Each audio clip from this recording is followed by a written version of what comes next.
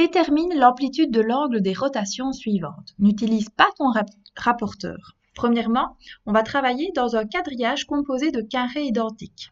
Voyez ici, ce pavage-là donc utilise à chaque fois des petits carrés. Il faut se rappeler que les 4 angles d'un carré mesurent tous 90 degrés. Donc, vu qu'on nous demande de ne pas utiliser notre rapporteur, on va se servir des angles droits de chaque carré du quadrillage. Alors, premièrement, ici, on vous demande de déterminer l'amplitude de la rotation du point A autour de O pour arriver à A1. Alors, si vous remarquez, déjà, on est dans le sens contraire des aiguilles d'une montre, donc on écrira plus. Ensuite, je vais peut-être écrire un peu plus grand pour qu'on voit mieux. Voilà. Donc, je disais plus. Ensuite, il faut utiliser les propriétés du carré, mais là, on n'avance pas de carré entier.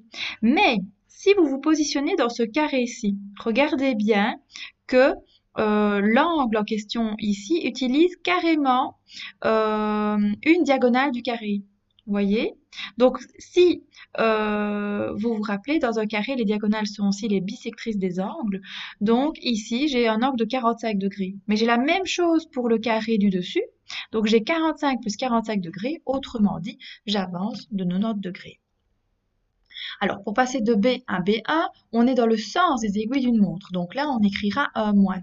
Et là, c'est facile, on utilise 2 fois un carré, donc c'est-à-dire 2 fois 90 degrés. Donc, je suis à 180 degrés.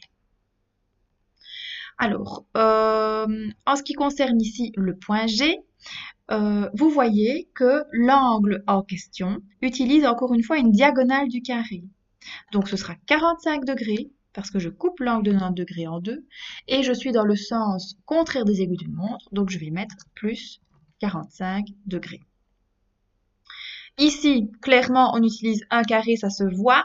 Je suis dans le sens des aiguilles d'une montre, donc je vais mettre moins 90 degrés.